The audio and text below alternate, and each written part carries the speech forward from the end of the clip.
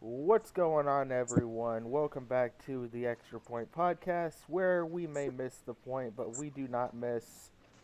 The The extra point. extra point. And we are here for episode number 3 for season 2 review and week 3 preview of the NFL season. I am once again joined It's by my good friends Prodigy and Youngblood, aka Hunter and Luigi. Say hello, guys. hey, at some point we're gonna get the extra point on sync, and it's going to be amazing. Yes, it will be. Hello, everybody. Hello. Is it me you're looking for? Is it me? I can see it in your eyes. You're angry. Alright, so starting off week 2, A Luigi. lot of good games this week. Yep. I knew I was going to start. Oh, man. So, Daniel Jones has finally lost to Washington. I know it's an amazing streak that, blew every other Parallels streak the out of Undertakers. proportion. Huh? I said parallels the Undertakers. Pretty much. I'm not gonna say we should have won. I mean, that's every person's gonna say they should have won this and that. Man. I mean, the Giant. Look, I swear to God, if the Giants had a formula, right? They have a formula written on a piece of paper, and it's labeled ways to lose, right? And they have like three or four like bullet points, and those are the three or four ways that they lose. They've used that formula for the last 10 years. Because I swear to God, every Giants game I watch, I feel like I'm watching the same exact game, just with different players, different teams, whatever. But I feel like I'm watching the exact same game. Every game. We played good, okay? I'm just going to I say mean, that right now. Daniel Jones you played fantastic, I think. you had a good game, but it is really unfortunate to think that the special teams coach became head coach and blew the game on special teams. See, there's Now, one I'm not thing going to that say describes. anything. There's one word that describes this game, and that's penalties. Are we I on to the know Cowboys Chargers to, already? to describe this game. No. It's just it's two words. Giants suck. Okay. How? So we scored the touchdown, right? We did the big play to Darius Slayton. The next drive, they score a touchdown in 2 plays. That's Mm-hmm. that's that's the Giants, right? Giving up big plays. We're feeling good. We have a lead. Boom. And Not see, what anymore. happened at the end of your game is probably the most Giants thing to happen to you guys that I've seen in a They while. missed the kick. The one Look, thing we needed, and he was offsides. the most apt expression really fits here. Snatching defeat from the jaws of victory. It's crazy to see. Even when the game is pretty much given to us, we find a way to fuck it up. He literally missed the kick. If he misses the kick, we're 1-1. Done deal. No, it had to be offsides. Unless The So one are thing you I will someone say, who's going to make the case that he wasn't offsides? look, I've seen the videos. You can make the argument either way. Some angles looks like he times the snap perfectly, and some angles show that he was offsides. I mean, what's done is done. We lost. They made the decision to call the penalty. Good. I'm just waiting for the refs to go back and say, "Oh, we fucked up," because that way It's like I the don't. I'm not the one that says that they fucked up. They own up to them fucking up. and it's like a the week final one pass score was interference with 30 to Cowboys and 29 Bucks. for those of you watching who are wondering, but see, the thing that irritated me was like it wasn't even the field goals, it was Darius Slayton. Like Oh man, let's talk I And it wasn't Sterling. Darius Slayton during that game had so many opportunities to get scores, and he just acted like he had bricks for hand the entire game. Except for the one touchdown that he had. After that one touchdown, he couldn't catch for shit. And I'll compare that miss because, again, he blew the coverage. He was wide open, and he butterfingered the ball. I compare that to last year when, we were like 1-5, but our division sucked. And so if we had beaten the Eagles that game, we would have had so much better chance of winning the division last year. And Evan Ingram drops it. So I mirror those two plays, and I'm just like, yep, there it is. And props to Washington. We can make any quarterback look like Tom fucking Brady. And this time it was Taylor Heineke. So props to you guys. I hope you guys get shitted on by Buffalo.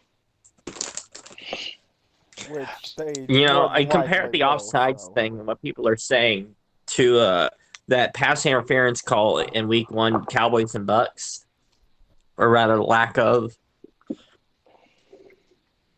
Like, yeah, you can make the argument it's there, but it happened. It didn't happen. Who cares? There's other reasons why they lost. Yes, yeah, and that's why I'm not so focused on, the offsides because, again, we were up.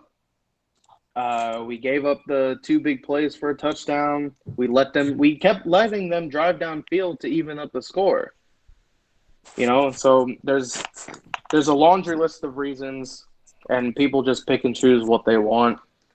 I'm just going to say that we fucked up, and now it's on to the next.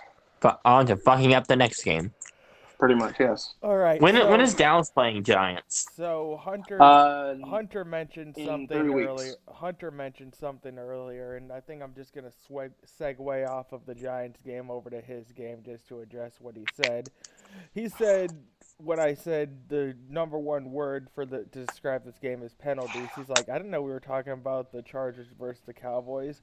Okay, so moving on to the Chargers versus the Cowboys. Hunter, I'm going to say this now. The Chargers got robbed.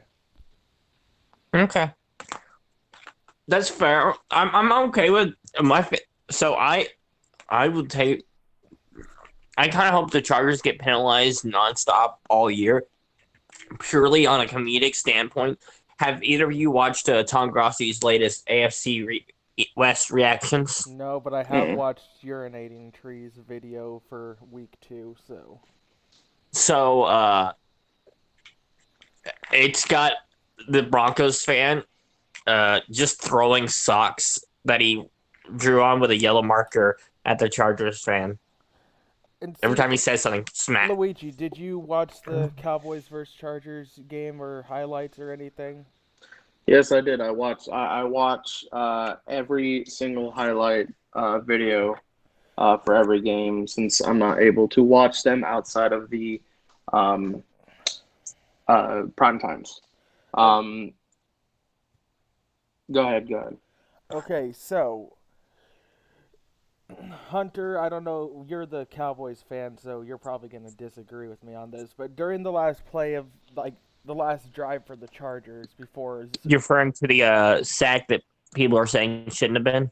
The sack that shouldn't have been, and the penalty that came before it, the supposed illegal shift that everybody's up in the air about. I don't care.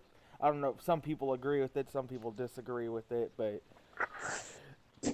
when they had that touchdown overturned before the sack happened. So, yeah. That's why I say the Chargers got robbed, because of shitty refereeing. So, I fully agree that the illegal shift is an illegal shift. I am iffy on that as a sack.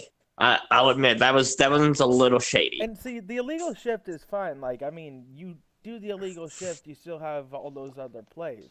But what killed the game and for the Chargers was that sack that should have never been.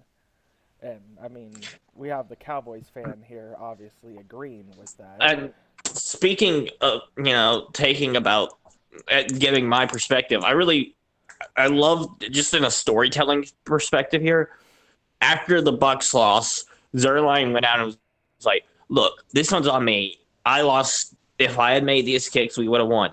And then week 2, he makes a game-winning kick. Like, that's good. That's a good story. I mean, good on Zerline and the Cowboys for winning the game. I just don't feel like they deserve to win the game. Totally get your point, too. Yeah, and I feel like with this game, I mean, we were thinking that it was going to be an offensive shootout when in reality defense prevailed in this one. Micah Parsons is all right. He didn't do too good the first game. The Cowboys, he switched to defensive end. Escape, though. I mean, they lost to Marcus Lawrence in case anybody. Well, to be fair, they lost him before the game. Oh, they did. Yeah, he broke his ankle in practice. That's why Micah Parsons was lined up at his position. That's worse, though. Oh, it's not good, no. I'm just saying. It might be okay just because Parsons did not do good in week 1 in his drafted position. But if you look at the NFL's, so not Cowboys of rookie rankings, but the NFL rookie rankings, they shot Parsons up from not on the top 10 to number 1. Oh, Jesus. Which I think is a bit much, but it does go to state the point of how well he did in week 2. Well, I will say there's 2 things coming out of this game. One that's obviously apparent, and the second one not so apparent. The not so apparent one is that, okay, what was the narrative for the Chargers last season? They lose in close games. And they played a great game week 1, right? They won a close game. They lose a close game here, right? And all of us have the Chargers at towards the top of the NFL at the end of the season. Well, now that they get a pissed off Chiefs team who just lost on prime time to a team that they've always beaten. Yeah, I had a plan of picking the Chargers before the Chiefs lost, but I'm not having the Chiefs lose too. I hope that this doesn't tumble the Chargers into that trend from last year. On the apparent side, and I like your opinion on this, Hunter. Is it Tony Pollard's backfield now? I think this is actually one of the things I was looking forward to talking about. I think Dallas potentially, and I know this is going to be a little bit of a stretch. Feel free to call bullshit, but I'm making a bold complaint now. I think that we could see Dallas having something similar to what Cleveland does with the 2 featured backs. I would say that only if Zeke was consistent. Granted, he had 70 yards and a touchdown, which is not bad. But what someone else pointed out to me was that it looks like Pollard is a much better back, but they had the defense was scheming completely different based on which running back was out there. I mean, all you have to do is stuff the box with Zeke because, I mean, he's lost weight, but he's still fat. So, he's not as mobile as he once was during his rookie year, which sucks because motherfucker's only been in the league for 5 years. Oh, yeah. Zeke this was the first week in a while that I haven't been like, yeah. So Zeke's a disappointment. If this trend continues, right? Because last year you made him highest paid running back, whatever. At the time. If he underperforms again this year, what do you think the deal is? I think we look into the options of trading him. That sucks. That's crazy. There's not a good answer for them if he continues to underperform. You're right. Because even then you still don't get much out of the trade because he's underperforming. Yeah. All right, so it's like the Ben Simmons issue. Oh yeah. Moving on. You want to take a moment away from football too? I want to ask: do you think Ben Simmons is going to stick to his thing about not playing another game as a 76er? Oh, he's not. He's not going to. He's not going to play. I feel like it's going to be a Watson thing. Like he's not going to play for that team. But the thing is, he has no leverage because of how poorly he played in the playoffs. Like, yes, great, your defense is there. We know that you can defend. But if you're afraid to shoot the ball in the clutch, and you're the second best player on that Philly team, yeah, dude, no one's gonna want you, and no one's going to want to do your asking price because their asking price is like 4 first-round picks, a star player. Like, you're not getting that for Ben Simmons. I'm sorry, you're not. All right, guys. This is exactly why Watson. The Watts back to football.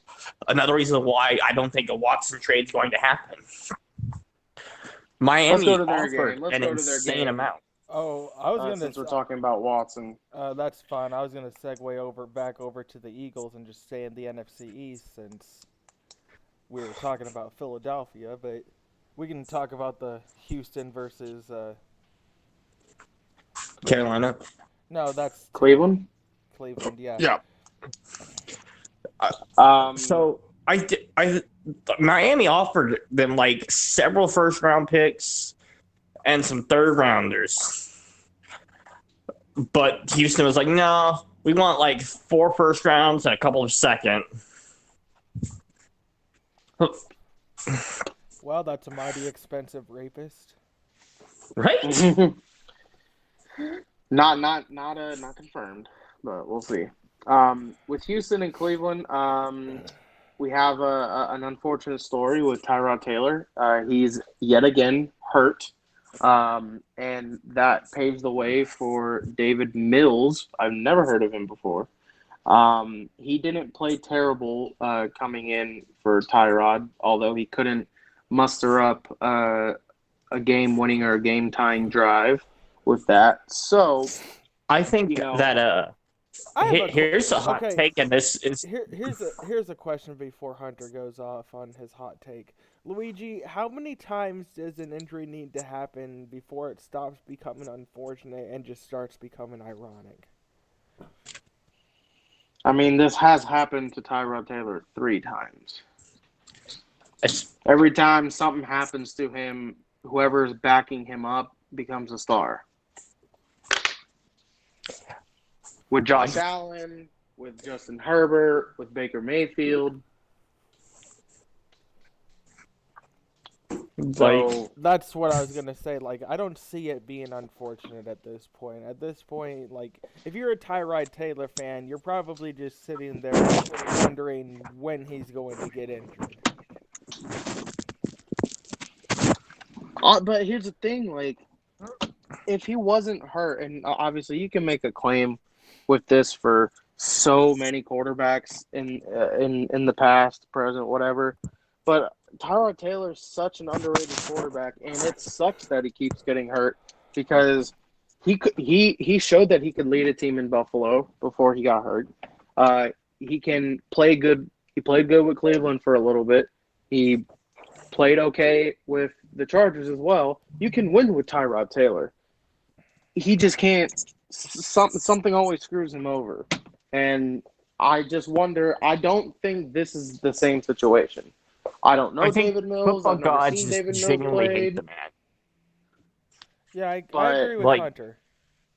Like, how are you going to, of all the injury that's never going to go away as being, yeah, there's definitely something he did to piss off the gods, is the Chargers. The doctor injures you by accidentally puncturing your lung. And you lose your job over that. Like, did the doctor even lose his job, or? No, I don't think he did, actually. I never heard about that. Oh, that was a mistake. My bad. On the other side of things, Cleveland, I mean, looks good as ever, powered by their run game. I don't think they do, actually. I was about to go into something with segueing with you. Their injury, Jarvis Landry, is out at least 3 to 4 weeks. I know. We were going to talk about it. He was put on IR with a knee injury. Good thing, though, I don't know if it is a good thing or not, but Odell Beckham should be back for this week. Now, whether or not Baker and him can muster the chemistry that they still don't have will be beyond No, that's an me. even But worse thing than Jarvis getting hurt. they just need to That means I stick don't to have their run Jarvis and game. Sydney has Odell. Oh, man. Are you playing her this week? I am. Oh, damn. Well, it's just as long as Baker doesn't turn the ball over, as long as he doesn't do Baker things, right? As long as he didn't go bacon turnovers. Yep. And they just run it through Chubb and Hunt, they should be fine. Because their defense, there's nothing wrong with that. Is Cleveland bad or is Houston good? Because up until Tyrod got hurt, Houston was keeping up with Cleveland and arguably had a chance to beat them. I did say in our preseason predictions that Houston was going to get one win this year, and it was going to be against Cleveland. I mentioned that last week as well, and it almost happened. I don't know if we underestimate. We definitely underestimated Houston. Now, whether or not that continues tonight against Carolina, hopefully not. which, yes, by the way, this will be uploaded probably after tonight's game, but we are recording this before the Thursday night game. Yeah. But I don't know. We'll see. I mean, obviously, week one you can't do too much because Jacksonville sucks, right? Jacksonville's terrible. But with Cleveland, who a lot of people were expecting them to potentially make the Super Bowl this year, let alone the AFC Championship, and they went almost toe-to-toe with them until Tyrod went down. See, I'm gonna make the argument that Jacksonville fans have it the easiest this year, heck, any year, honestly. Because I mean, if their team sucks, they at least have AEW to fall back on. Yes, let's actually segue to the Jacksonville game. Trevor Lawrence still sucks. He's still getting used to the NFL because obviously we all know in college they rarely play defense. Yeah, I sent a thing in the chat earlier, their quote saying Urban Meyer's, it's like we're playing Alabama every week. And I'm like, dude, you should have known that the NFL is a whole different ballgame than college. And Alabama would not be as good as they are, would not hold a candle to any NFL team, including Jacksonville. So I didn't know how he could have mustered up he was like, oh, it won't be that much of an adjustment.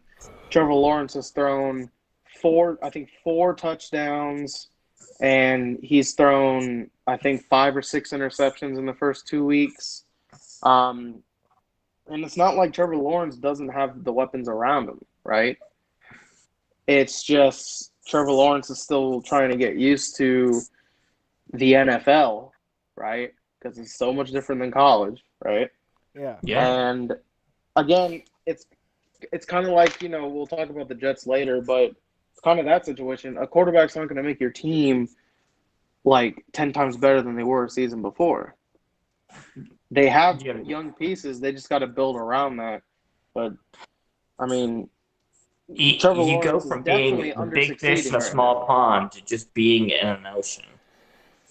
Yeah, to just being a fish with a bunch of bloodthirsty hammerhead sharks and great whites and beluga whales and all that. And I'm going to ask this question. Did anybody really expect Jacksonville to be any good this year, like going into the season? Or do you think that... I mean, I will say we all went Jacksonville week 1. Oh, I mean, that's because it's Houston. But, I mean, other than that, we all didn't really give Jacksonville much of a chance. And honestly, I don't think they're going to have much of a chance this season. I mean... See, It's gonna be Luigi, how much they develop Trevor. We talked about this last week. The issue with Jacksonville wasn't them needing a new quarterback.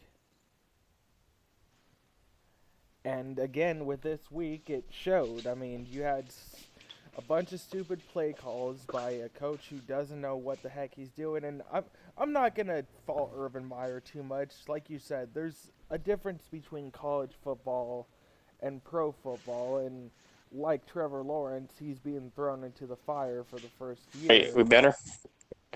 Can you hear me? Yeah. Yep. So, like Trevor Lawrence at QB, he's being thrown into the fire in his first year as a head coach. My hope is that if he does do shitty this year, that they don't fire him, he doesn't quit, and we actually get to see him grow and develop alongside Trevor Lawrence.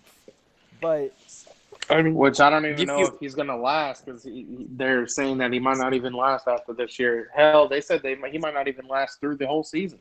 And see, I view that as... I realize now you're talking about Urban Meyer, but... I view that as, like, ridiculous expectations for a coach who's never done it at this level.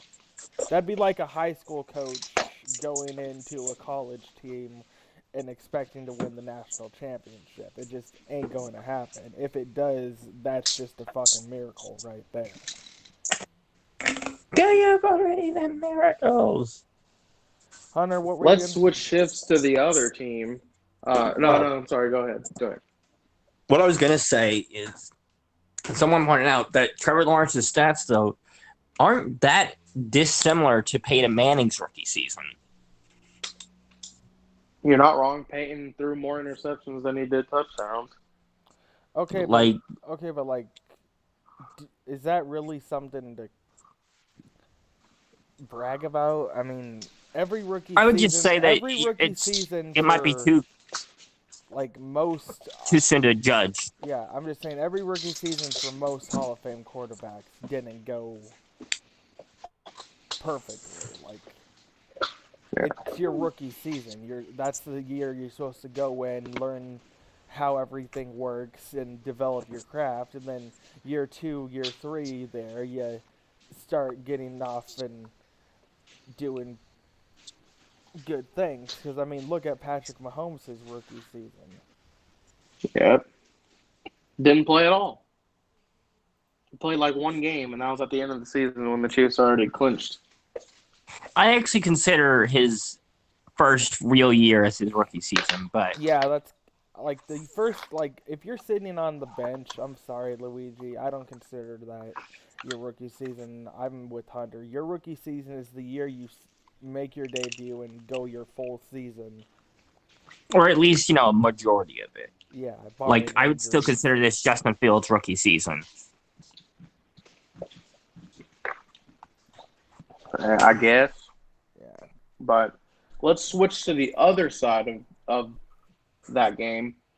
Do we believe in Denver? I mean, no. They've beaten the Giants and they've beaten Jacksonville. I believe that they're got a really good defense. I believe that they've had an easy schedule so far. And it doesn't get any harder because they got the Jets next.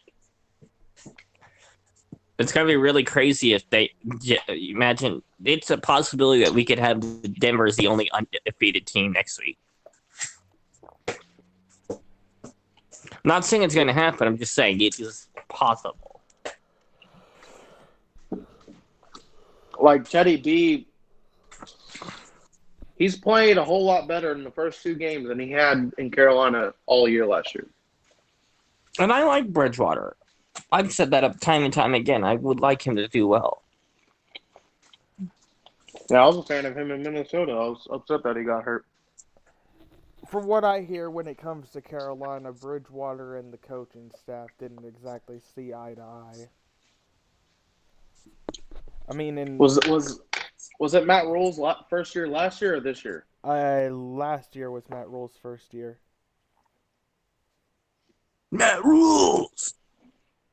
Yeah, so anyway, like I was saying, they didn't exactly see eye to eye, and we mentioned this before. It's a change of scenery can do wonders for your career. I mean, obviously, he's doing pretty well in Denver, all things considered.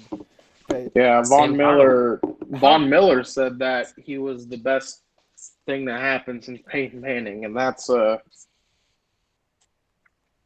big claim.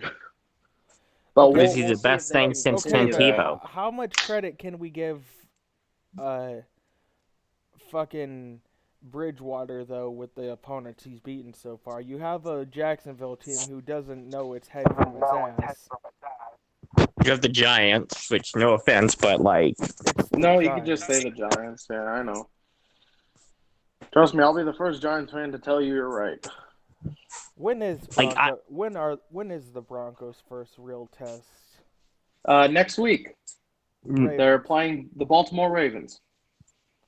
And from that week onward, it's kind of just a rough hill. I say if they can manage to pull out at least 3 more wins, it doesn't have to be. Hold on, let's see here. Next week They have the Baltimore. They got the Broncos, they got the Ravens, Steelers, Raiders, Browns. If they can beat at least 3 of those teams, I will consider them legit. Doesn't have to be in I'll a even row. go with 2. 2, yeah, 2's fair.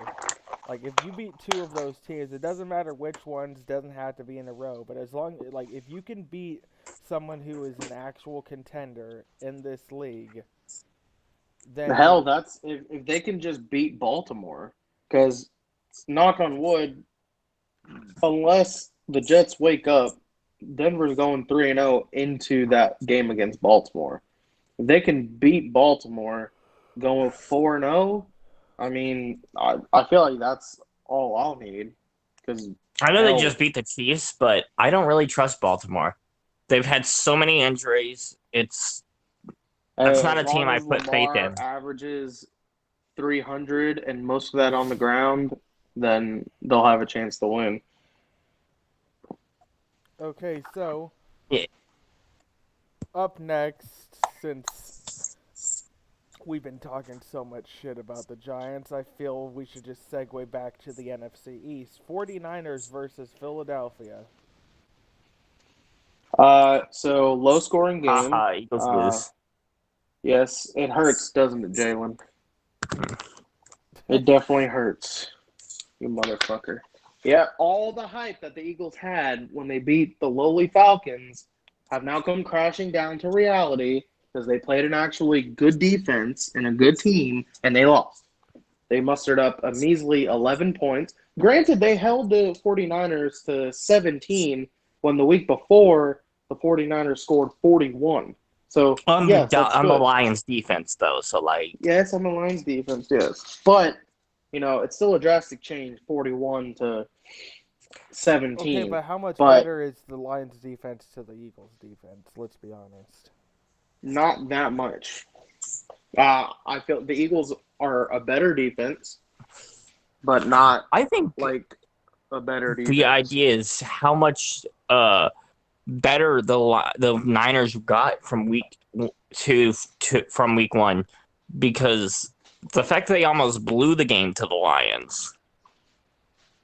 Yeah.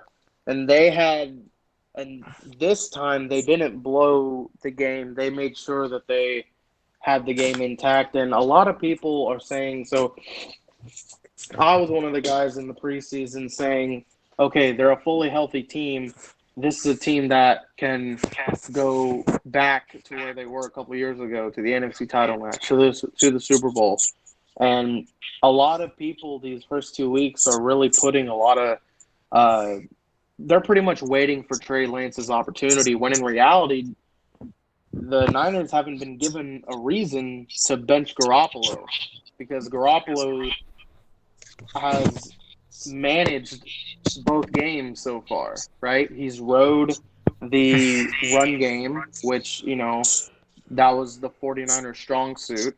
He knows who to look for, Debo, Kittle, and then just let Nick Bosa and them do the brunt of the work. So I don't see why a lot of people are, discrediting Jimmy Garoppolo already. And see, here's the thing with the Eagles. I think I was the only one to pick Philadelphia to win, wasn't I? I can look, but I think so. Yeah. I think you and one other person. So, I'm not going to sit here and call the Eagles trash just because they lost to a team like San Francisco. We all chose San Francisco to do well this year. Like, I think some of us even had them making the playoffs. I know Alphonse obviously does. I did going into the predictions. Yep, I had them winning the division. Yeah. So, I'm not going to... Philadelphia fans, don't fault yourself on this. I mean, like, there's certain games to where you're just not going to win, and the 49ers were one of those games. Now,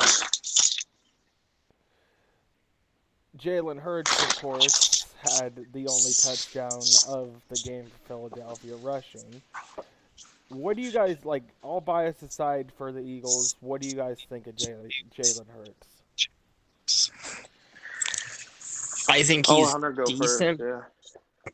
I think he's decent, but, like, he's certainly not the answer that they would need. Either he's about as good as Nick Foles, in my opinion. Are we talking? I mean, obviously, he adds the running dynamic. Are we talking like Super Bowl year Nick Foles or just regular Nick like Foles? if you start the season with Nick Foles, what do you get? Not shit. Let's throw Nick Foles in as the backup. Backup Nick Foles is another animal. Yes, I think they're trying to get what they had with Carson Wentz, because when they drafted Carson Wentz, he had an arm along with the ability to run. And Jalen Hurts has that, but I don't think he has that to the level that the Eagles want. And the Eagles as a whole doesn't have the best roster either. Doesn't have the best supporting cast as well. And I'll tell you this, the Eagles' next couple weeks are going to be brutal. They're in Dallas Monday night, right? This is Dallas's home opener. So you go into a raucous crowd. Dallas playing really good football the first 2 weeks. Their defense playing really good football. Then you go the week after and you play Patrick Mahomes a week after, and then you have to go to Carolina and play a young team that's looked good the first 2 weeks. Speaking of defense, Carolina is like first in every category. And then they got Tom Brady on Thursday night. So Okay. the Eagles do not have the easiest next 5 weeks, like at all. Okay, so if they would have been able to go 2-0 here, it would have been a little bit better for them. But I don't. Jalen Hurts, I don't think at the moment right now is their long-term answer. Okay, so I've been holding in this joke since we started this podcast, and I'm going to segue into this game. The next game we're going to talk about is the Minnesota Vikings versus the Arizona Cardinals, where they won't miss the point, but they will miss the extra point. The extra point. So, see, I told you we get it synced up.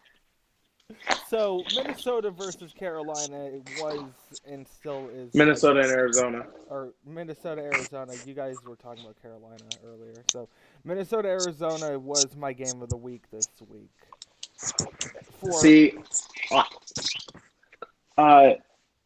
I wanted to put them as the best game. But, again, there were so many good games this week. I put them as their sleeper game. My sleeper game, only because not everyone was able to watch it, right? If it was a nationally televised game, I probably would have put it as the best game. But since not everybody was able to watch it, I put it as my sleeper. Actually, there is a way to watch this game, or all games, honestly.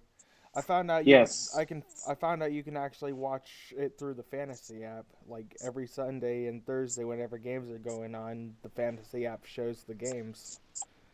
Let you scroll through Just and ones pick that are which local to one. you. No, I was able to watch the Carolina game. I'm in Nebraska. The only local games we get over here, Hunter, are the Dallas and the Chiefs. So yeah. That's not bad. So anyway, Okay. going into this game, Kirk Cousins, of course, had a heck of a game. 22-32, 244 yards, 3 touchdowns. Final score 33-34. And the thing that sums up this game is kicking. Yep, the Blair Walsh effect. Ever since that's happened, the Vikings can never seem to get away from fucking up game-winning kicks. And that's I mean, been they had the guy who used to be Mr. Automatic, and he stopped being good when he was there. and that's the thing with Minnesota. Like, this isn't just a one year thing. This has been going on for a while. Like, if you want to sum up the Vikings' woes for like the past, I want to say 4 or 5 years, it's their special teams. Like Yeah. they have had stellar offenses. Dalvin Cook, of course. You have fucking Kirk Cousins at QB, who I mean isn't exactly the best quarterback, but he gets the job done. You have Justin Jefferson, Adam Thielen, and shit. I mean, their offense is And in the good. past, you've had Stephon Diggs and Kyle Rudolph. Like, there's been no issues on the offensive side, and neither on the defense. The Vikings have a great team. It's just they can't finish games. And usually it's because of special teams. Like what it was very apparent with this game. This game again was my sleeper. I'll say this: Kyler Murray. Right now, obviously it's only 2 weeks in, but he's my MVP. Kyler Murray is playing fantastic football. The more Kyler Like, Murray does good, the better it is for me. why you have him in fantasy? I have him and DeAndre Hopkins both. Oh yeah, Kyler Murray can get anybody open, and he don't. Honestly, they don't need a run game because he's the run game. Chase Edmonds and James Conner are the RBs 2 and 3. Kyler, and I'll let Hunter dig a little more deeper into them because he was the one that spoke, to the gods about the Cardinals in our preseason. But Yep. I don't know, they're looking like one of the best teams in football right now. And the thing that's I was admittedly I got concerned towards just before the season started with the retirement, but their defense, as great as the offense has been, the defense has been just as good. Oh yeah, Chandler Jones took all of 2020 off last year, and he leads the league in sacks already. They added J.J. Watt. They lost a couple people. They lost Hassan Reddick. They lost Patrick Peterson, but it obviously it didn't matter because they're Speaking making of it story, happen. that first touchdown being on Patrick Peterson. Yes. Mm. It couldn't have made it. It couldn't have told a better story. And of course, Arizona is gonna ball out again this week. I mean, they have Jacksonville. Minnesota has to take on the Seahawks, which Minnesota's schedule isn't exactly the easiest coming up. I mean, they have the Lions, which is a division opponent, in 3 weeks, but you have the Seahawks next week, The Browns the week after. The Lions, which it's arguable which team would win. It's a division game, and it's not like it's the Panthers versus Lions where we know what's going to fucking happen. Then they have the Panthers, the Cowboys, and the Ravens. Oh, Jesus. Look, if there's a must-win game for them, it's got to be this week against Seattle. But let's segue into Seattle's game, which I'll credit as a honorable mention for best game of the week because yet again Carson Wentz is hurt. Huh? I said, and yet again Carson Wentz is hurt. We're talking about Seattle and Tennessee. Oh, I was mixing weeks up. For week one. See, Luigi, Hunter's just excited that Carson Wentz is hurt. Yes, we'll get to Indy next. Who did next Indy game. play this last week then? The Rams. We have a lot of games. They played Seattle and the Rams. Okay, so after this, we've been segueing a lot. So I'm gonna, after we talk about this, we need to go back and talk about Raiders versus Steelers because that was the second game on the list, and we've just been jumping all over. And I'd like to try and restore order to. Fair enough. Yeah, that's fine. Yeah. So with Seattle and Tennessee, obviously Tennessee got thrashed by Arizona. So you felt like, okay, we know they're a really good team, right? And I have Tennessee as 15-2 this year. So obviously they had to come out and play a really good game because they're in Seattle, which already is a hard place to play. And Russell Wilson and Tyler Lockett are playing lights out. You know, you literally can't do anything about that. You just have to let it happen. And for the first half, it looked like it was going to be another trend because Seattle dropped 21 points in a quarter, and so Tennessee was down big. And the thing we talked about a little bit in the chat, I'm surprised that they didn't abandon the run game in the second half. Usually, if they're down big, Ryan Tannehill just starts slinging the ball everywhere. But they kept the ground game going, and Derrick Henry had, 187 yards and 3 touchdowns? Yeah. It was he became King Henry, what we're used to seeing him do. And it's not like Seattle played a bad game either. They just got unfortunate. There was a couple play calls, right? I'll get into that. Julio Jones, that was a touchdown, but they didn't call it. And then it should have been a safety on Russell Wilson, but they called him down at the 1-yard line, even though he was in the end zone. To answer your question earlier, Luigi, about Derrick Henry, he had 35 rushing attempts for 182 yards and 3 touchdowns. Yeah, obviously those are Derrick Henry numbers. While we're on this game, I just had a post pop up on my feed. Joe Montana on the current quarterback who resembles his game the most. Quote, the guy in Seattle. The guy in Seattle. Good to know you know your name, sir. Whoever that guy was. Yeah, that one guy. Lord. And it's got a picture of Montana smiling like, yeah, fucking guy in Seattle. I don't know. Idiot. Yeah, I picked the Titans to win this game only because I knew that how bad of a thrashing they got week 1, they couldn't afford to go 0-2. This was, 33-30 was the final score. It went into overtime.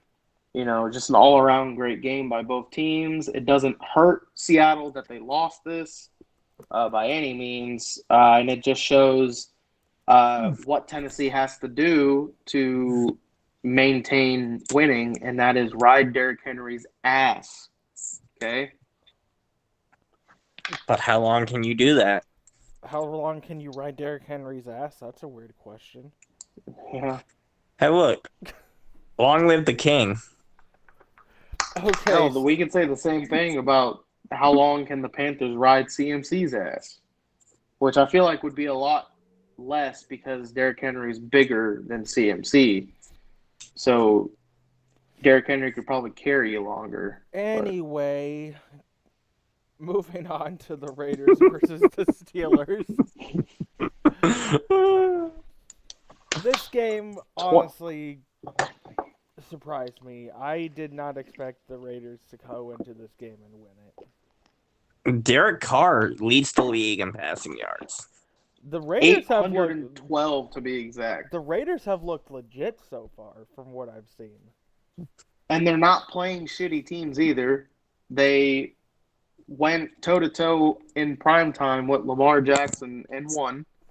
And then they went into Pittsburgh and dropped 26 on one of the better defenses in the league. We'll say, to go against the better defenses part, they did lose T.J. Watt in the game, so... True, but how deep into the game was T.J. Watt's injury? I believe first half. I could be wrong about that, but... If that's the case, then they did more of their damage in the second half, so that would make sense. Yeah. But the fact that the Raiders are 2-0 against two playoff teams from last year, I mean, this is a case to where I don't even have to question it like the Broncos. The Raiders could be legit.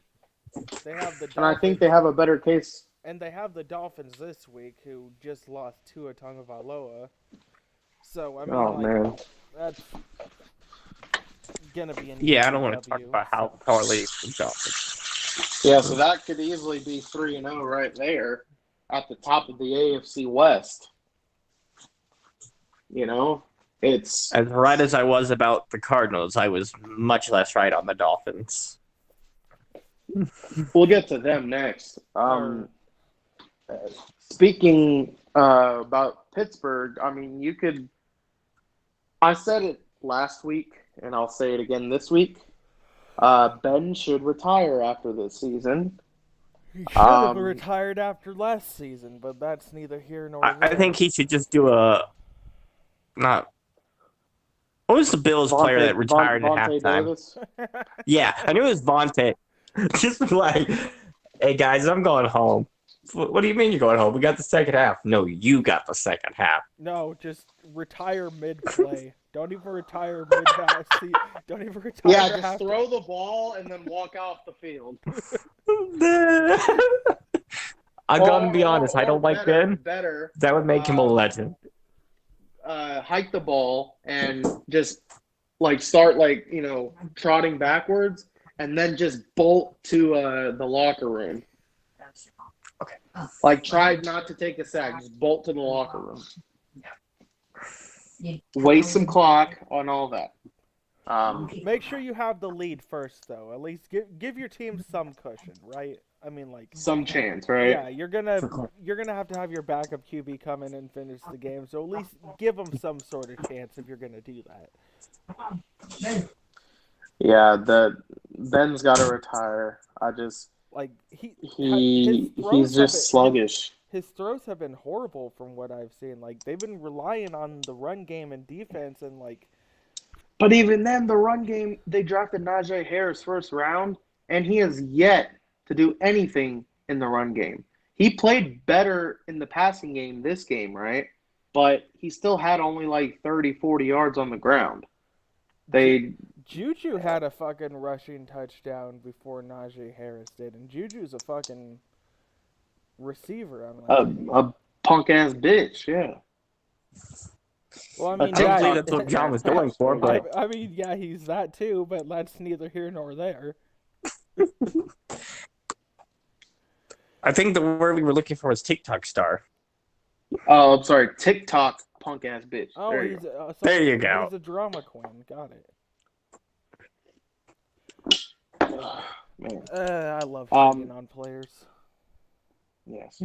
Well, you talked about Tua in this game, so let's go to their game, Buffalo versus Miami. Tua is week to week with fractured ribs. Obviously, the day after, I think it was Monday, they announced that he was going to be out for this week against the Raiders. Jacoby Brissett is starting, Wolfpack baby. Obviously, 35-0. I watched the highlights. It was literally just a Bills fest. And it wasn't even Josh Allen. Like Josh Allen, it was more so defensive highlights and rushing touchdowns. Devin Singletary had like a 60-yarder. Josh Allen has continuously owned the Dolphins since he's started, and it just sucks for Tua. The Dolphins' defense still wasn't really that bad. You know, based on what it looks like, they were a lot better than what the score said, because they still forced a few turnovers. But, like, the defense was propping up a pretty bad offense with Tua in there. And now he's out. Tua was getting rocked on the first couple drives before he got hurt. Like, he had no time for anything. And it just sucks because now he, you know, and me and Hunter talked about it earlier today.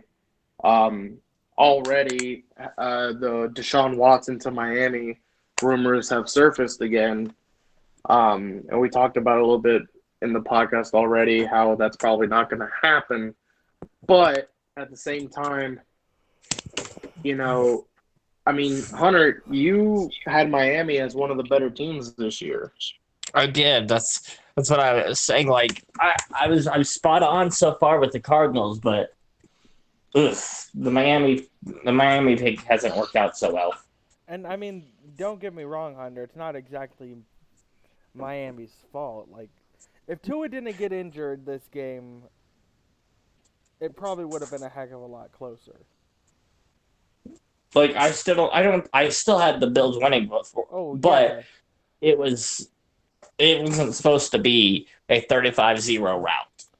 And when your starting QB gets injured, you have to, like, hold on, I'm trying to think. Who replaced Tua? You said it was Brissett? Jacoby Brissett. Yeah, so and apparently they didn't put Tua back in the game, not because they weren't sure if he could play, but because, quote, they figured the game was probably going to be out of hand anyways. And so I think they just didn't try. Like, from what I read, the coaching staff just believed there was no sense in trying to put him back in a game that they weren't going to win. Anyway, this next question is for Luigi, since he was a Wolfpack fan. Luigi, how good is Jacoby Brissett? Like, realistically, do you think the Dolphins have any chance with him? So obviously we know that Jacoby played behind Tom Brady in New England for a couple of years. I forgot he was with New England, actually. Yep, he was the trio along with Garoppolo. I was thinking about him on the Colts taking over during the Colts as well. Yep. Here's the thing, Brissett's good, right? I don't think he's a consistent starting quarterback in the NFL. I mean, he has the legs, he has the arm. I think he's better as a backup. And I feel like I'm going to make this argument. I said the same thing about fucking Garoppolo. Back before he won the Super Bowl, when he was with New England, I said the exact same thing about Jimmy G. Everybody was all talking about how good this kid was going to be, and all props to him, he has been pretty well. He's went to a Super Bowl, I believe. Didn't he win the Super Bowl, or no? I think he lost. when he was. No, he lost to Pat Mahomes. Yeah, so I mean, like, he's taken the 49ers to the Super Bowl. I mean, is it outside the realm of possibility to think that Brissett has a breakout year? I don't think he does it with Miami. I'll be honest, and I love my state quarterbacks. You know, Mike Glennon, Wolfpack. Brissett's good, but I don't think he's good enough to lead a team with a breakout season. He's more of a role-playing guy. Like, you know, if you need like a rushing touchdown on the 2-yard line, quarterback sneak, 3rd and 1 type thing, he's better at that. So he's basically the equivalent of what's his name for the Saints, fucking Taysom Hill. Yeah, Taysom Hill. I was thinking that, you know, to speak on your role player thing, that's why I don't think they go. I think he's basically as good as Tua, because it's not really going to be that much of a downgrade. You get a role player, and Miami's defense will have to try to carry them through. And yeah, I can see that. That's what it was last year, though, too. Miami's defense is what carried them last year. I mean, granted, they didn't make to the a 10-6 record. Yeah, granted, they didn't make the playoffs because obviously you had better teams, but their defense this year isn't as good as they were last year, from what I've seen. So, I mean, I kind of have to agree with Hunter that Miami's going to have it rough going into the rest of the season until Tua gets healed. Which then again, Tua wasn't playing that good before he got hurt. I think in week 1, Tua was decent. He was finally getting this look of like, oh, maybe this is why he was supposed to be the quarterback. And see, I mean, like Luigi said, he wasn't playing that good. But when it comes to your starting QB getting injured, like there's a certain momentum shift that happens when a player gets injured, especially if that player is your star quarterback or someone like your star running back or whatever. Like, the thing that the Dolphins need to worry about is whether or not they can manage to recover from that loss of momentum. I agree. It's a whole energy shift whenever somebody like that goes down. Yeah, so. Yeah, and it's going to be hard because they have the Raiders next. Then they have the Colts, which is a hard team to beat. Then they have Tom Brady. So, I mean, it's not good. And even though Tua is week by week, even with Tua at quarterback, they're still not going to have easy pickings. Okay, so I'm going to segue into another game since we're talking about things being hard. Let's talk about me during last week in the Saints game. Moving on to the Carolina Panthers versus the New Orleans Saints. This game pissed me off so much. I mean, like, I'm a happy pissed off. Like, don't get me wrong, I'm glad I won. Or we won the game.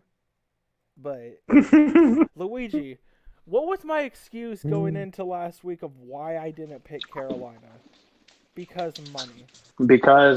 Because money. Yes. We're doing predictions for money this year, and if you're putting money on it, you have to pick the games realistically. So apparently the NFL gods decided to screw me over yet again and have Carolina punish you for your hubris. Huh?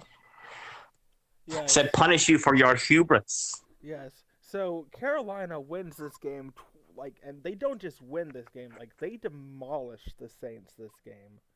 Like, this game was not even fair offensively. The Saints got a and Jameis Winston late game.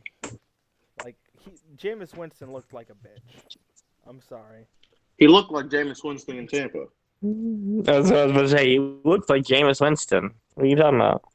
So Before the eye surgery. 26-7, Jameis Winston went 11 for 22 yards, or 11 for 22, 111 yards, and 2 interceptions. Meanwhile, Sam Darnold, 26 for 38, 305 yards, 2 touchdowns, and an interception that happened late game, which at that point it didn't fucking matter. But Hunter did mention something earlier about the Panthers defense, and I want him to speak more on it since he's the one who mentioned it. The Panthers defense, Hunter, what exactly are your thoughts on them? So they are damn good. They're ranked number 1 in every category, basically. Credit to them. I don't recall anything happening with them, like any big pickups or anything, but they got it together. Didn't really get much in the offseason, honestly. Their biggest pickup they drafted J.C. Horn. Yeah. First round. Oh, right. Yeah. But I was thinking more about the line, Oh, yeah. I'll tell you, Shaq Thompson has really molded himself into what Carolina fans thought that he was going to do once Kuechly retired and Thomas Davis left. In these first 2 games, he's really taken that role by the neck. And I'm going to address it. If there are Saints fans watching this episode. Hi, Kieran. The Saints went into this game without a lot of material. You had, I think, 8 coaches out with COVID going into this game, from what I heard. And then a couple players were out as well with the same thing. You don't have your coaching staff, you're going to do bad, but there's a certain level of expectations of the players to get the job done even when the coaches aren't around. Because you know your assignments, you know what you're supposed to do, and it's not like the coaches are the ones on the field playing the game. You go to practice every week to learn these assignments, and with or without your coaches, you're expected to get the job done. Am I wrong for thinking it that way? No. It's it was and another thing, a lot of people gave Carolina little to no chance winning this game. I gave them little to no chance, and I'm a Carolina fan. After Jameis destroyed the fucking Packers and shit, I was fully sold from then and there that the fucking Saints were gonna be fucking legit. And then you have fucking me with Sam fucking Darnold, Mr. Can't fucking do jack shit in fucking New York. And yet, he's like you said, change of scenery. I feel like exceeded his expectations. Am I wrong? He's exceeded mine so far. We'll see how well he does tonight against Houston, which, it's Houston, so I'm hoping. Yeah, don't blow my Survivor League again. Did you pick Carolina? I did. Oh, now I just hope we lose. And if you remember, the year I got close to winning a large amount of money, it was towards the end of the season, and I picked the Carolina to beat the Jets. What year was that? 2 or 3, maybe 4 years ago. Was that when we were in contention for the playoffs? I think so, yeah. I think at that point we might have just been benching our starters. No, it wasn't that late in the season. Oh. It was 3 or 4 weeks left. See, I feel like that's the secret with that Survivor League thing. Late into the season, you want to pick the shitty teams when they're playing against the playoff teams. Because, at that point, they're benching their starters. But that's neither here nor there. Luigi, what are your thoughts on this game? CMC had another great game from scrimmage, over 100 scrimmage yards. He leads the league in scrimmage yards. Darnold does what he has to do. He doesn't overdo it. Your defense is young and strong. Definitely exceeding expectations from the outside because I didn't think Carolina would be 2-0 going into the season. And would you say that CMC is playing like someone who should be picked first in every NFL and every fantasy football league? Alphonse. Yes, fucking Alphonse. And the Saints, of course, this week have the New England Patriots. Carolina, we have already said they play tonight against Houston, which this podcast, once again, in case you missed earlier, will not be uploaded by the time Carolina versus Houston happens, but we are recording this mid-afternoon before that game. So. Correct. I just, if Sam, like Hunter said, change of scenery. If Sam Darnold continues to, play through CMC and, not overdo things, then this is definitely going to be a potential comeback player of the year type thing. I feel like that's been the issue with Carolina these past few years. They rely too much on CMC rather than relying both on the quarterback and CMC. And I think that's what they've been doing so far this year is like instead of just putting most of the load on Christian McCaffrey, you've had other players step up. You've had Sam Darnold step up. DJ Moore has stepped up so far this season. And, like, it's just not as much work for Christian McCaffrey to have to just carry the whole entire load on his back. So. Luigi, what did I tell you about saying comeback player of the year and not saying Dak Prescott? Not Look, I'm Hunter. Until he wins is Dak Prescott. It's anybody's game. Hunter, is Dak Prescott 2-0? That's mean. But answer the question. It's fair, I guess. No. So, yeah. Anyway. Let's go to another quarterback situation. Chicago and Cincinnati. Yeah. So. Andy Dalton. Dalton gets hurt. Yep, Dalton gets hurt. Again? I can't remember the injury. Against his former team. Let's talk about the irony there.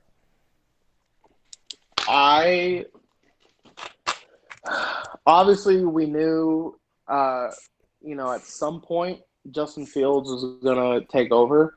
We didn't know that it would be for injury. And this soon, right? Granted, Justin Fields, he did not play great. The city of Chicago has done nice to they're all rushing to donate to Andy Dalton's charity right now. Which, considering how they treated him as their quarterback, to start the season, right? It's like that's a good turnaround. Chicago should have lost that game. Because Justin Fields didn't play great in place of Dalton, but their defense. Side, Burrow threw 3 straight interceptions. 3 straight interceptions on 3 straight drives. Hunter, you're not going to win a football game with that. Hunter, granted, they almost won. Yeah, Hunter, They did.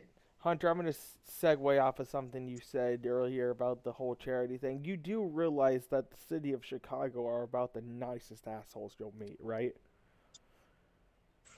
Like, you've seen them, their fans with CM Punk and other fucking games and other sporting events. Yeah, that's fair. Yeah, like, they're the nicest assholes you'll meet.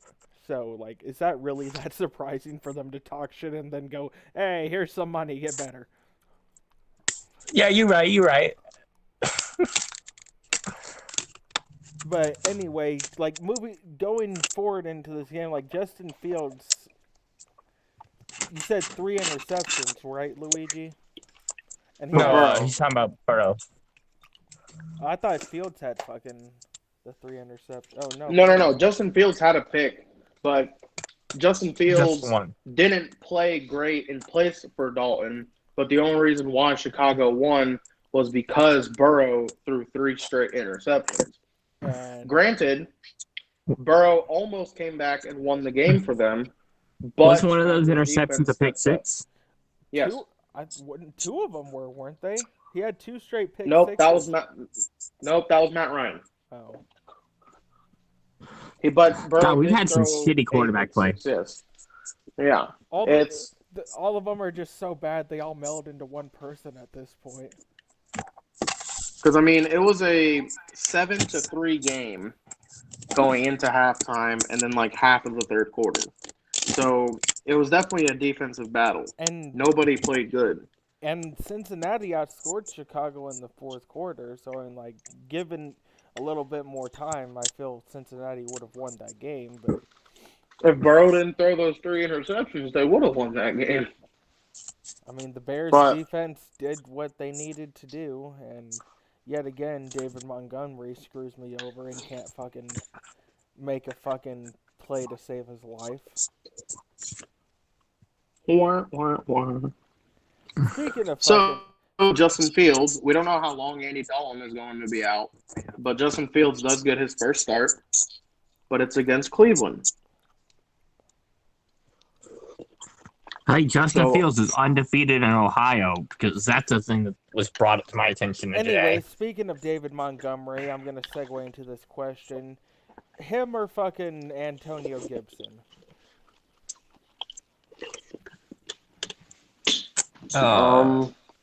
I'd go with Montgomery just because the Bills' defense was really good. Or are you just saying in general? Or for fantasy, because Montgomery plays... in general, I would go with Montgomery in general I'd go with, but this week you have fucking Cleveland facing Chicago, which is who they're playing, and then as before we said fucking Buffalo's playing Washington, so I'm sitting here looking up stats, fixing up my fantasy lineup while we talk about this shit. So honestly, I might go Antonio Gibson only because I feel like they'll rely more on the run game for this game than they did last game against the Giants. Yeah, that's fair. But then again, Justin Fields is going to be relying on his legs more. Yeah, I feel like. You know who needs to be relied on? Fucking Allen Robinson. Fucking has been disappointing. Fucking Amari Cooper. Fucking bitch ass. As long as they're still doing good and throwing it to CeeDee Lamb. Yeah, fuck CeeDee Lamb. Anyway, yeah, well, CeeDee's nuts. Tell him, dude. Anyway, so... Alright, that's enough, buddy. A wild skitty has appeared. Jets versus Patriots. A tale as old as time. Shocker, shocker. The Patriots beat the Jets. Tale as old as time. Belichick destroys a rookie quarterback. Yep, this is my underwhelming game of the week. Or worst game, whatever you guys want to call it.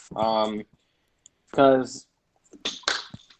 obviously, Zach Wilson threw not 1, not 2, not 3, but 4. Nope. Try again. No, he threw 4. Oh, didn't he? I thought he threw 5. No, he threw 4. Just threw 4. If it was 5, fuck. This is his worst game, and he's only played 2 games. He's got to retire at that point. But halftime, be like, I'm done. Nope. Yeah, pull a Vontae. Just every throw he does, interception. Yeah. Robert Saleh, the head coach, said it best. Robert Saleh. It's okay to be boring, right? And what he means by that is Zach Wilson's trying too much.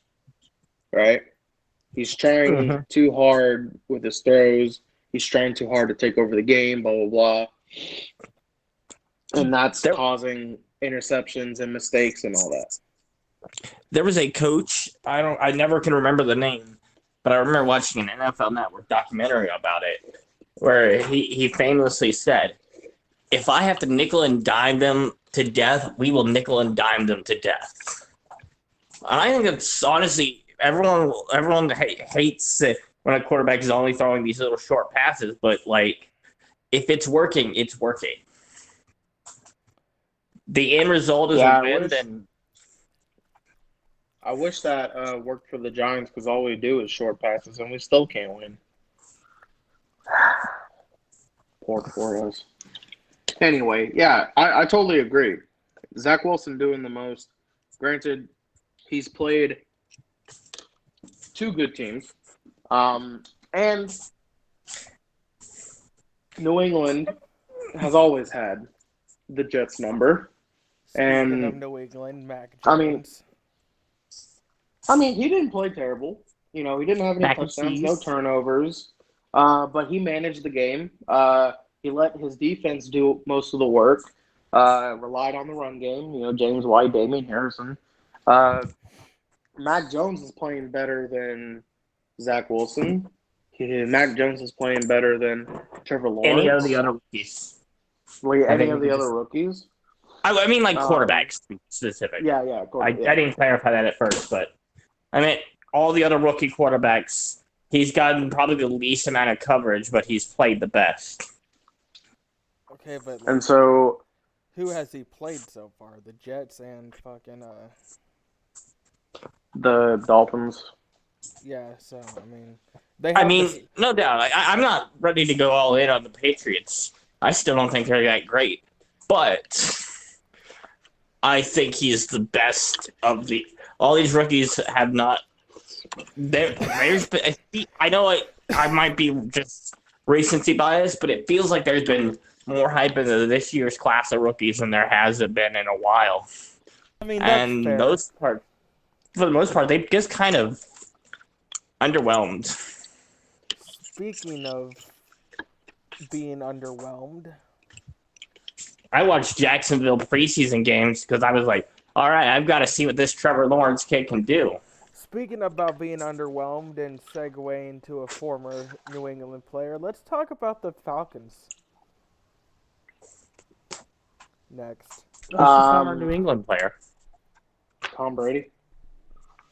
Oh, Bucks were on the other side. Yeah. I'm sitting like, who plays for the Falcons? We're talking. The Falcons are what is underwhelming. Yep. And you have the former New England player destroying them. So, Falcons versus Bucks. Brady threw 5 fucking touchdowns. You know, he's literally not missing a step, and I hate it. And at one point, it was fucking a close game. It was 25-28. And then... Oh, yeah. Matt Ryan gave that game away. Yeah. So, I mean... Like... 35 for 46, 300 yards, 2 touchdowns, and 3 interceptions. 2 of those interceptions. 2 of them pick sixes. Yeah, so you take away both of those pick sixes,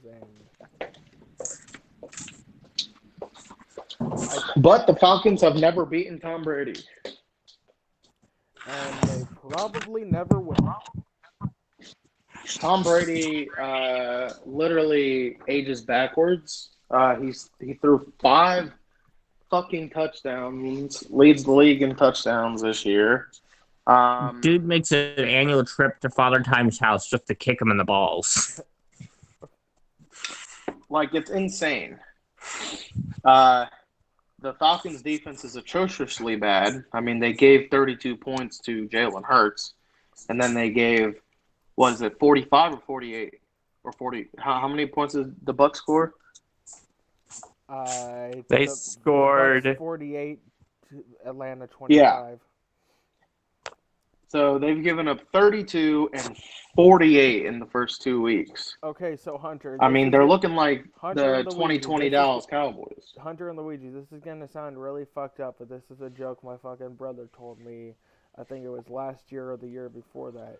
So, you remember when Tom Brady kissed his son on the lips on national television? Yeah, I remember that whole bullshit. Yeah, so my brother said the reason why Tom Brady is so good is because when that happened, he took his son's soul and fucking took his youth away from him. It's as good of an explanation as anything else. Like, logically, he should not be able to continue to play at this level. No, yeah, logically, yes. But There's no reason. I mean, I don't really know how to describe the fucking Falcons at this point. Like, you have all the fucking talent in the world over there. Yeah, fucking Mike Davis at fucking running back, who I believe that's the same Mike Davis that Carolina had. I'm not sure. It is. Yeah, so, I mean, I can attest to him being pretty fucking good. Of course, you lost fucking Julio Jones, but you still have fucking Russell Gage, Calvin Ridley, Kyle Pitts. I mean, like, you don't have a horrible team over there in Atlanta. It's just every single season, it's stupid mistakes. And to be fair, though, you also bad named defense. Defensive players. Because they don't have any. And that's the fucking problem. Like, this draft, I mean, they literally did nothing for Atlanta's defense, and I'm just sitting there laughing my ass off at this whole entire fucking ordeal, because, like, I was watching with a couple friends, and I had an Atlanta fan and then a fucking Saints fan watching with me, because we like to fucking talk shit on each other during the fucking draft, and I'm just sitting here during this fucking draft laughing my ass off, as I was saying, because, like, they literally drafted nobody for their defense, and then you want to go into the season acting like you have any sort of chance. Like, I don't care if it's the fucking Tom Brady and the fucking Patriots. I mean, of course you're going to lose to fucking Tom Brady and the Patriots, but Atlanta isn't going to be winning fucking shit this year. I'm just saying. They play like they have been. I think you make a really good point about the draft. Like, yeah, Kyle Pitts, the people talked about him like he could have been the best player regardless of position. But thing is, the draft is still should be focused on addressing the positional needs. Yeah, not just picking the best player. Because even if you pick the best player, they might not fit in what you're trying to do. And see, I think that's what the issue with the NFL draft is. Like, every year, it's like, it seems like it's a formatted segment. Like, the best players go first, and then they address their issues. Like, if the fucking Falcons or anybody else would actually address the issues first, these people like fucking Jalen Hurts and all those other first rounders, they wouldn't be going until like late in the fucking draft. I agree. It's everyone.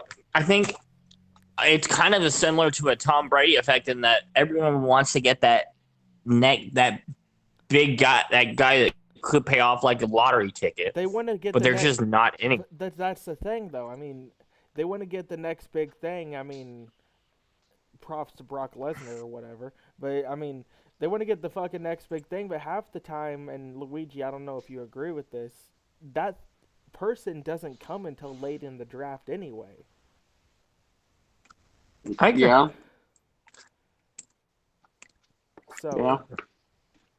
I mean, I could go on and on about my fucking issues with how the NFL draft is formatted, but that's another.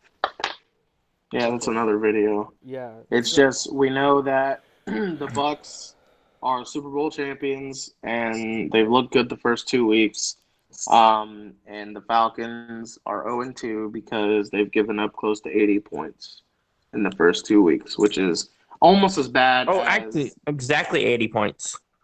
Oh, great. I can do math like that. I didn't even know. I didn't even know. Oh, yeah. I was like, close to 80, isn't it? Hell yeah. I didn't even know. Yeah, guys, I suck at math. So me doing that put a smile on my face. I get that. Before we get into the next game, I just wanted to we've been speaking about the Vontae Davis thing. We have 2 more games I don't know left, if y'all by know. the way. We have 3, actually. Oh. We got Rams and Colts, Chiefs and Ravens, and then Packers Lions. B.J. Goodson, linebacker. He used to play for the Giants. He played 7 snaps on special teams for the Jets and then retired. I mean, if that doesn't explain to you how the Jets are. He signed a $2 million deal on September 14th. Right? So that was 9 days ago. He's already retired. Maybe that's just a thing about New York. I mean, you look at all the players that were retiring in the offseason with the Giants. And considering the fact that Vontae Davis was a Buffalo Bill when he retired, and Buffalo's in New York, I don't know, man. I don't know. It's a New York thing, you know. I mean, you go there, you play a few quarters, maybe a couple games, then you retire. You get some money and then move upstate. I don't know. You know the expression, New York, where careers go to die. We didn't realize how true that was. Nah, they don't die in New York. They die in Jacksonville. Yeah, there you go. Let's get before we talk about the last 2 primetime games, let's go to the Rams and Colts. Now, Hunter, you can talk about Carson Wentz. Yeah, so Carson, I have a stamp card at the emergency room. Wentz.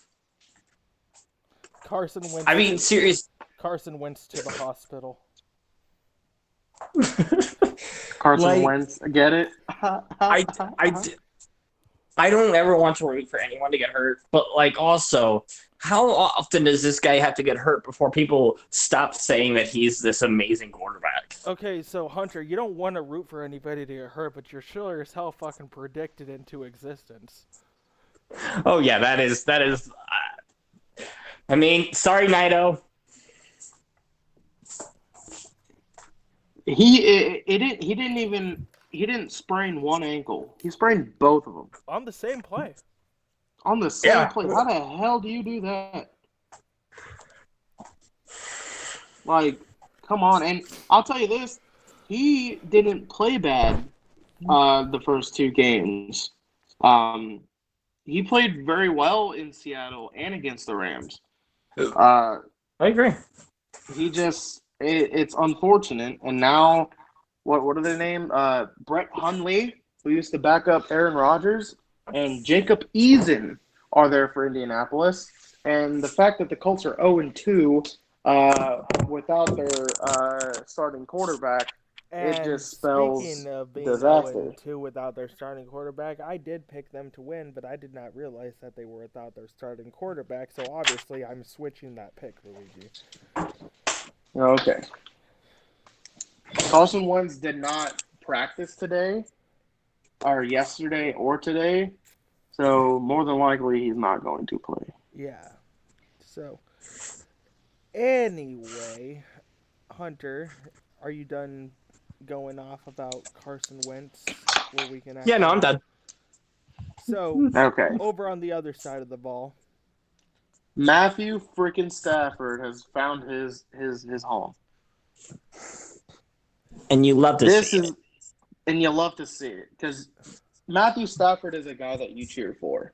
Okay? Matthew Stafford is that always guy. Always have. I mean, I always have too. I've always been a fan of his. Detroit has never helped him in the slightest. Yes, when you have a guy like Megatron next to you, you can do whatever the hell you want. But if you don't help the rest of the team, just 2 players cannot help a 52-man roster. He was not going to win in Detroit.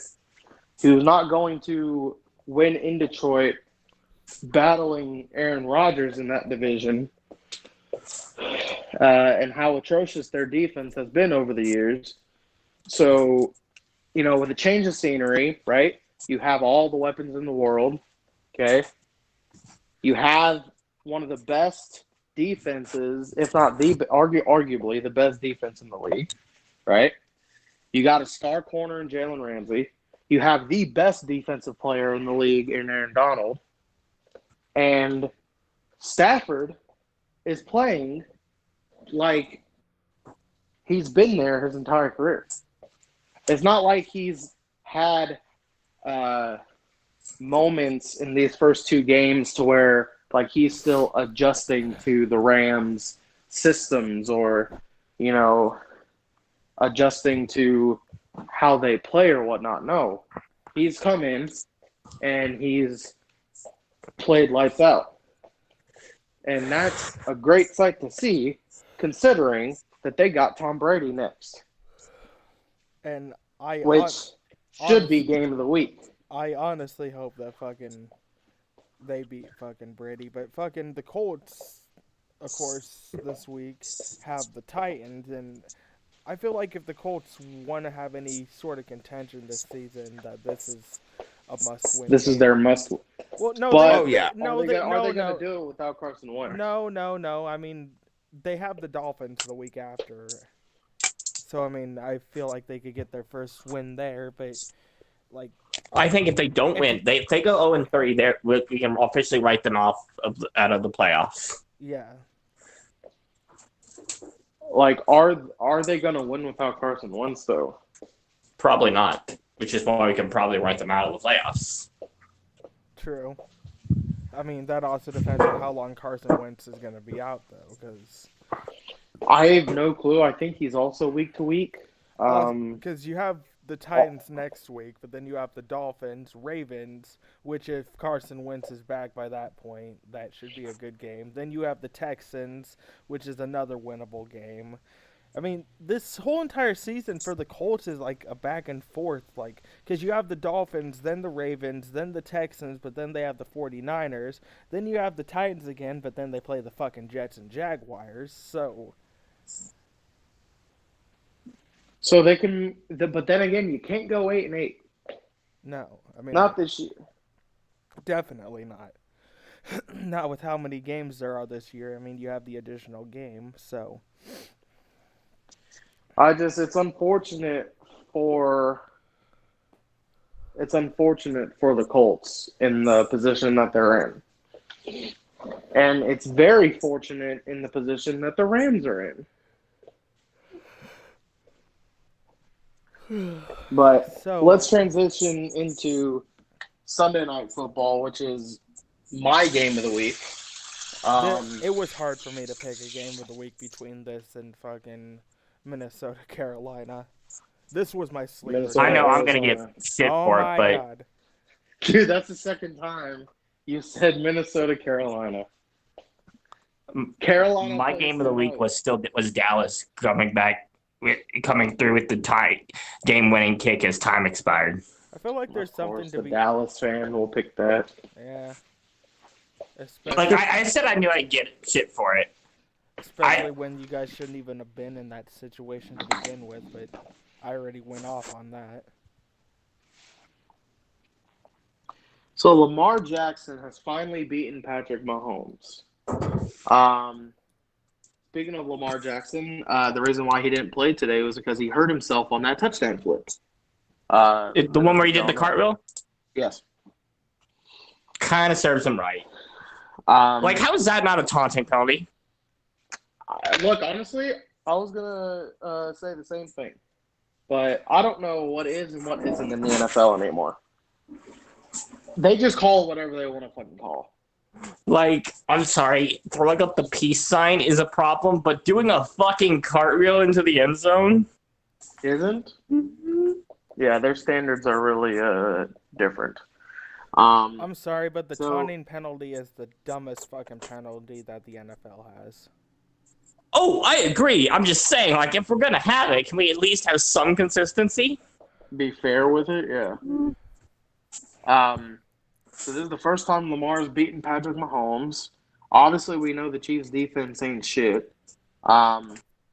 It weirds me that with the game on the line and you have the time on the clock, that instead of throwing it every play with Patrick Mahomes, you run it. Wouldn't you trust Mahomes with driving it down the field by himself? Yeah, I agree. I do want to give credit to Harbaugh for trusting his quarterback and be like, hey, look, you make the decision. You want to go for it? Yes. I like that. Yeah, he said that. And that's something that a head coach needs to have in his quarterback is that trust. It was just so far all the primetime games, most of the primetime games have been excellent, and both primetime games with Baltimore have been fan-fucking-tastic. I was gonna fucking say, Luigi. I mean, Monday Night Football wasn't all that great. Which is where I was going to segue, by the way, speaking about trust. A quote just came out today from a former trainer of the Patriots. It says, as Tom got into his late 30s or early 40s, I think Bill was still trying to treat him like that 20-year-old kid he drafted. And, that's kind of telling. The idea that you've been proving it for a decade plus, and you're still not getting that respect.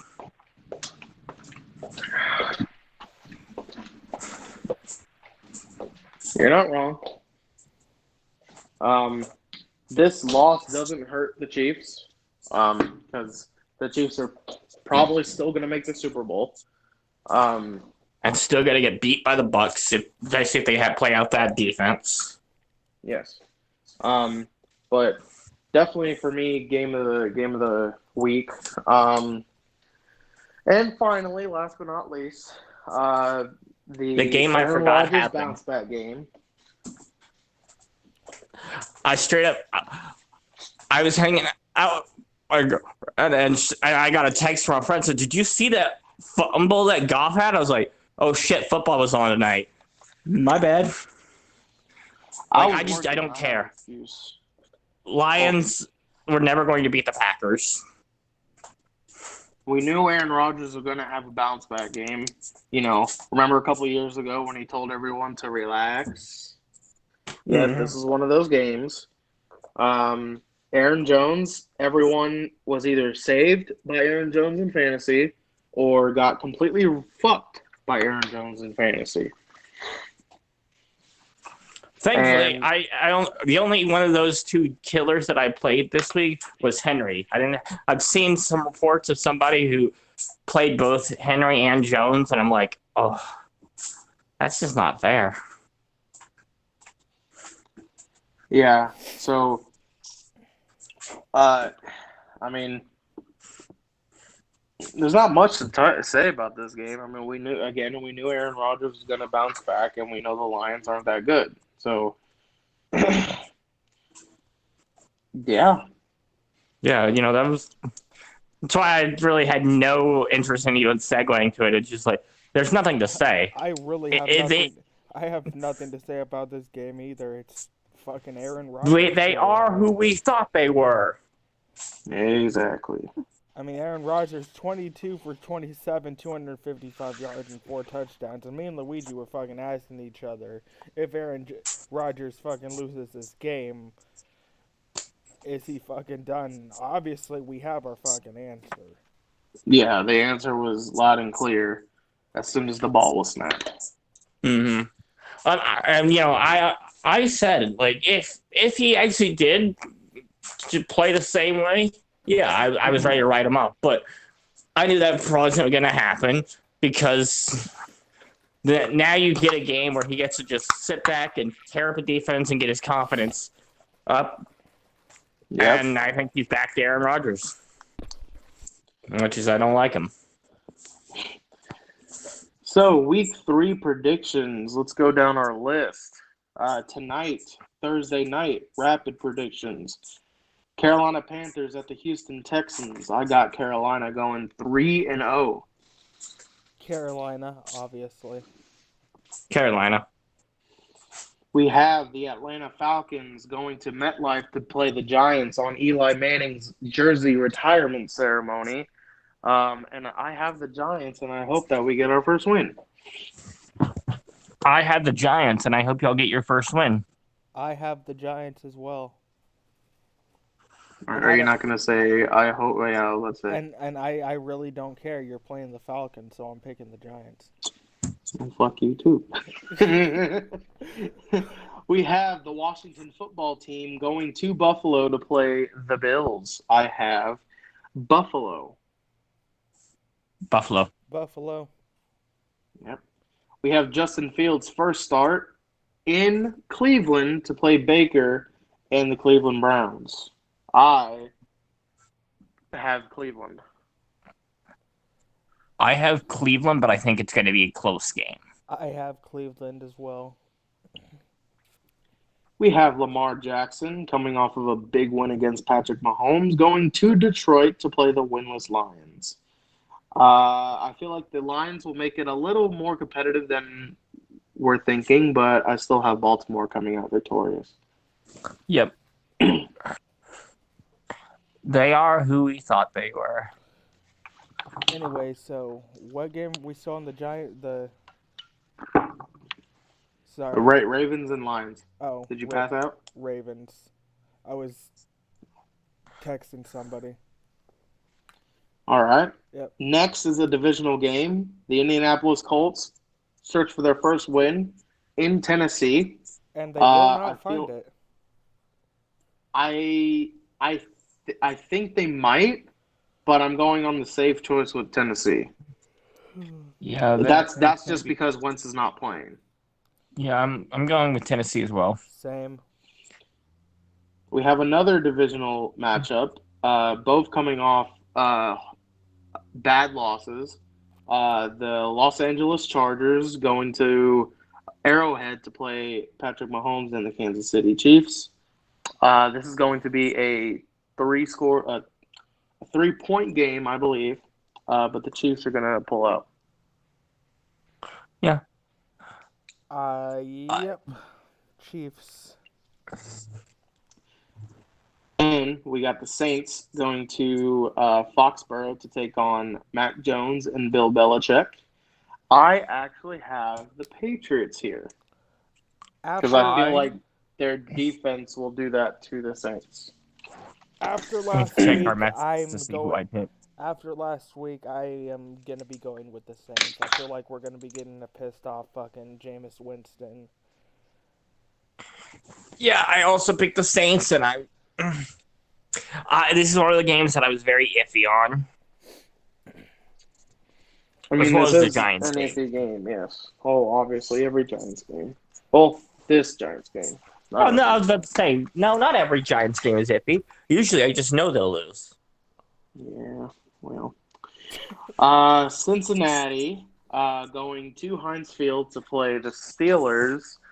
And I feel like if Burrow doesn't pull what he pulled last week, I feel like they'll beat the Steelers here. I'm sorry, but I think the Steelers win. Steelers are winning. I have to agree with Hunter. There's no way that fucking Steelers are going to be fucking losing 2 in a row at home. Like, either the defense is going to step up or fucking Roethlisberger is going to fucking step up. I was going to say, I think it's about time that Roethlisberger has one of his... maybe he's still got a game before he goes back into irrelevance. Yeah, I mean, like, that usually does happen, doesn't it? Yeah. That's been his career the last couple of years, where he plays subpar most of the year, and then a couple of games he'll be like, "Oh crap! I can throw 4 touchdowns and 400 fucking yards. I didn't know that."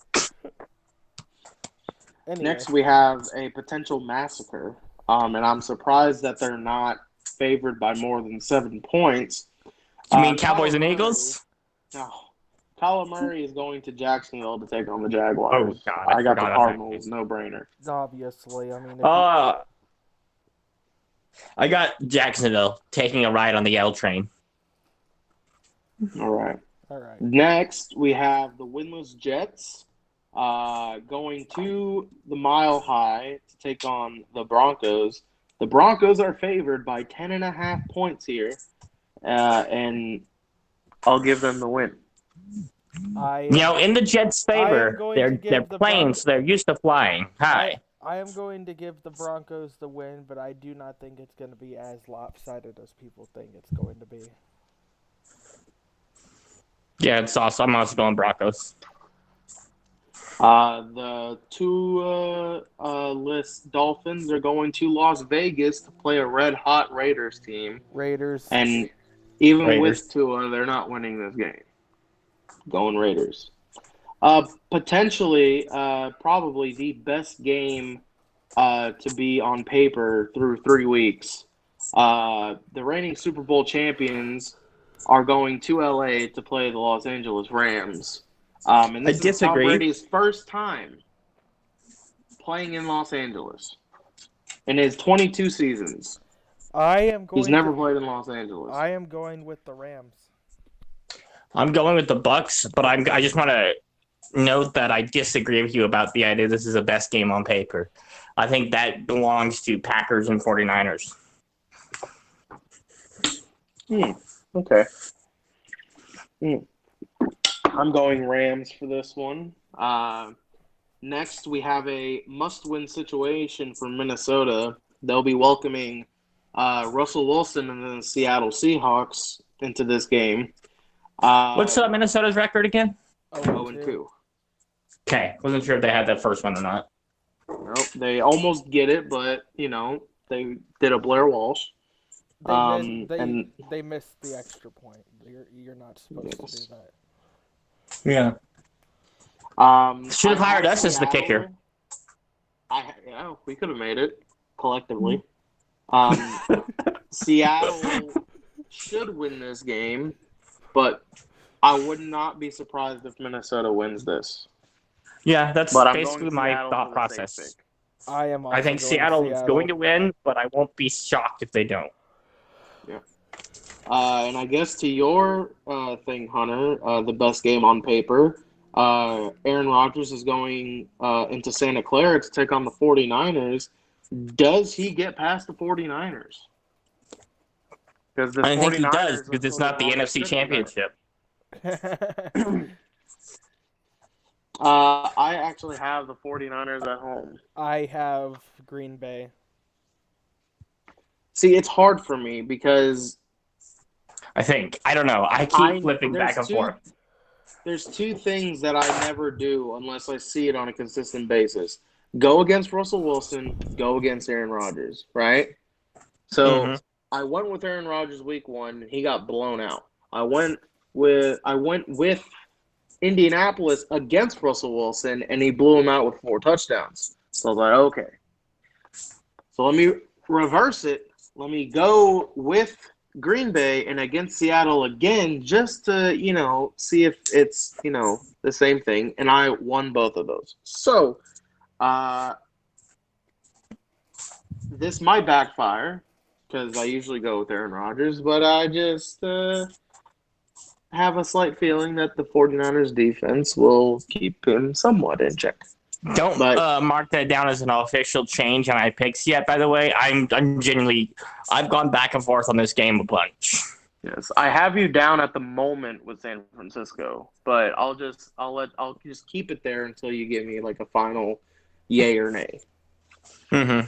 And then obviously Monday Night Football, Cowboys home opener being on the road the first 2 weeks, hosting Jalen Hurts and the Hurting Eagles.